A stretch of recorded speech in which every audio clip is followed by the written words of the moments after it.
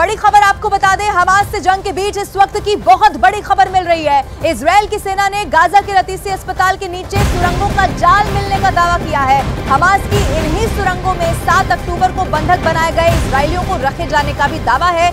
Israel की सेना को अस्पताल के नीचे बनी सुरंग से हथियारों का भी जखीरा मिला है। इजरायल की सेना को सुरंग के अंदर बंधकों का काफी सामान भी बरामद किया गया है। ऐसे में दावा किया जा रहा है कि 7 अक्टूबर यानी कि वो दिन जब हमास की तरफ से पहला अटैक किया गया था, ऐसे में बड़ी तादाद में वो लोग थे जिन्हें बंधक बनाया गया और उन बंधकों को, उन लोगों को यहीं पर रखा गया है। ये बहुत बड़ा दावा इस वक्त किया जा रहा है।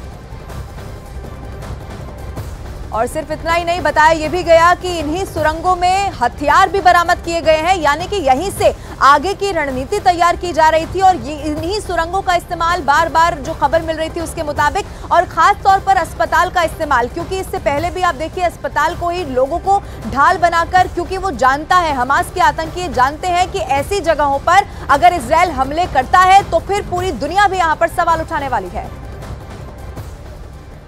अब इजरायल की सेना गाजा में तो घुस चुकी है, लेकिन अब वही हो रहा है जिसका खतरा नेतन्याहू को इससे पहले था। हमास का दावा यह है कि उसने इजरायल के 150 से ज्यादा टैंक और बख्तरबंद गाड़ियों को तबाह कर दिया है। गाजा में लड़ते हुए इजरायल की 44 सैनिकों की मौत हो चुकी है और अब हमास के बारूदी जाल में उसके कई कमांडो फंस सकते हैं।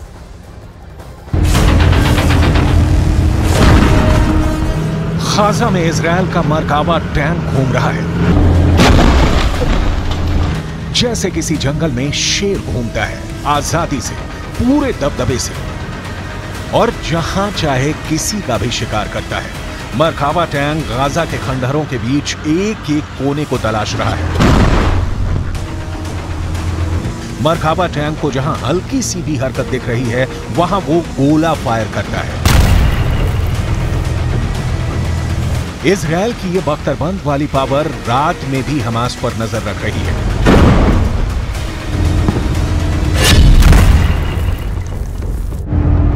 पहला हमला,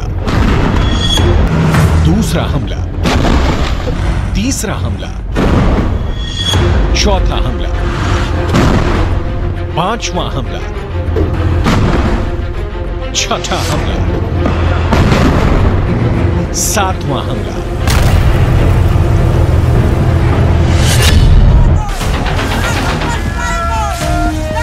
1 मिनट 3 सेकंड का ये वीडियो गाजा के उस जमीन से आया है जहां इजरायल का कब्जा हो चुका है। इजरायल ये बताना चाहता है कि उसका मरकाबा टैंक अभी जिंदा है।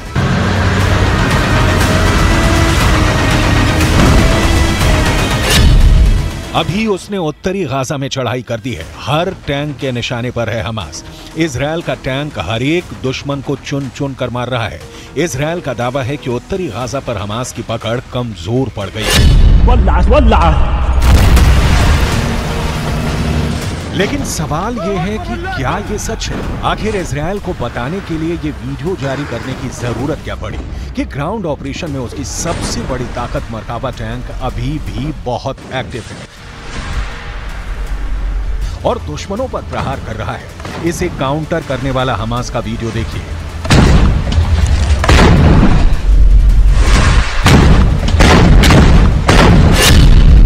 खंडहर बन चुके गाजा की एक इमारत से दिखाई देता है इजरायल का मरकाबा टैंक। हमास मोर्चा संभालता है और फिर छुप कर फायर करता है यासीन रॉकेट।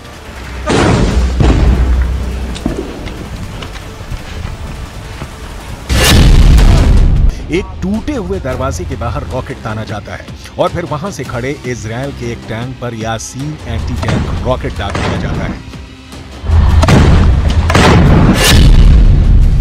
तीसरा हमला भी आड़ से किया जाता है। टारगेट पर इजरायल का टैंक है और हमला भी यासीन रॉकेट से किया जाता है। हमास का यह रॉकेट पूरी दुनिया में चर्चा का मुद्दा बन गया है।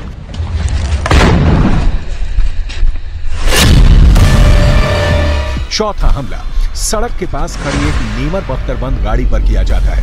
इसमें 9 सैनिक बैठते हैं, इसलिए नुकसान का अंदाजा लगाइए।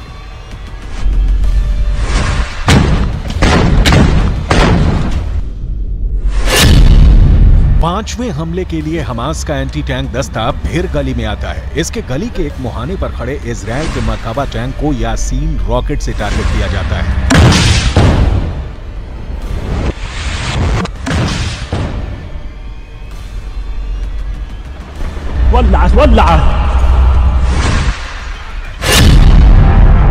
छठे हमले के लिए फिर यासीन टैंक से निशाना साधा जाता है। रोड की दूसरी तरफ एक मरकाबा टैंक खड़ा है और फिर धमाका एक दूसरे कैमरे से रिकॉर्ड किया जाता है।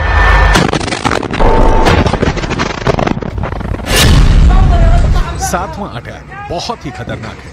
हमास का एंटी टैंक दस्ता फिर से नेमर बख्तरबंद गाड़ी से टारगेट करता है।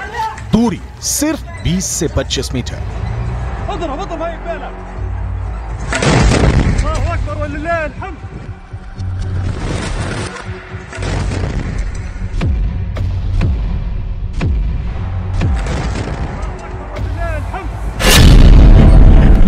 आठवां हमला एक बुलडोजर पर होता है।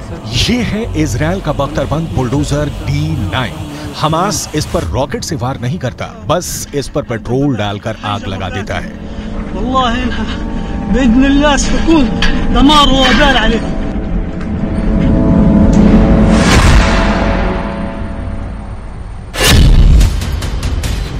हमास का दावा है कि उसने इजराइल के सबसे घातक 160 टैंक और बख्तरबंद गाड़ियों को अल यासीन रॉकेट से फोड़ दिया है, जबकि अलग अलग मीडिया रिपोर्ट्स में दावा किया गया है कि उत्तरी गाजा में इजराइल के 88 से ज्यादा टैंक तबाह हो चुके हैं। वहीं अल कस्साम ब्रिगेड का दावा है कि 25 टैंक तो सिर्फ पिछले 48 घंटे में तबाह हो चुके हैं। हालात ऐसे हैं कि गाजा की गलियों में कुछ ऐसी आमने सामने की जंग चल रही है। गाजा में स्ट्रीट फाइट हो रही है।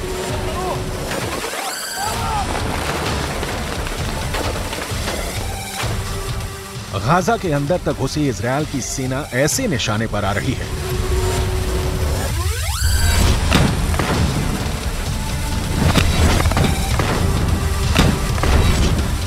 गाजा के अंदर इजराइल के टैंक को ऐसे उड़ा रहा है हमास। दिन के 24 घंटे, घंटे के 60 मिनट और मिनट के 60 सेकंड हमास के लड़ाके ऐसे छिपकर वार कर रहे हैं।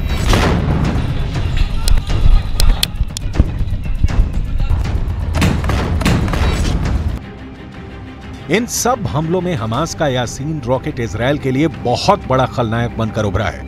यासीन रॉकेट कैसा होता है, इसे समझने की कोशिश करते हैं।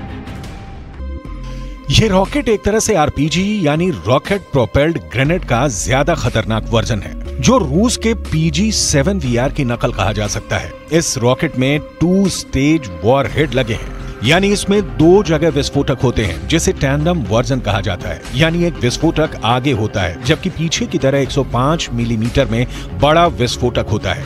टैंक में एक्सप्लोसिव रिएक्टिव आर्मर कवच को पहला विस्फोटक भेद देता है, जिसके बाद 105 मिलीमीटर वाला वॉरहेड बड़ा ब्लास्ट करता है और ये किसी भी टैंक के बख्तर को भेद सकता है।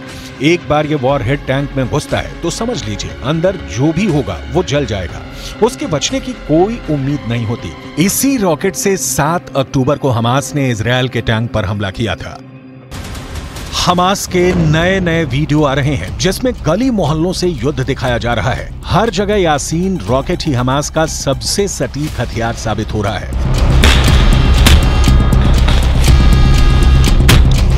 इस वीडियो में भी हमास के एंटी टैंक दस्ते अचानक सामने आते हैं और खंडहर बन चुके इमारतों से इजरायली टारगेट पर यासीन रॉकेट दाग देते हैं।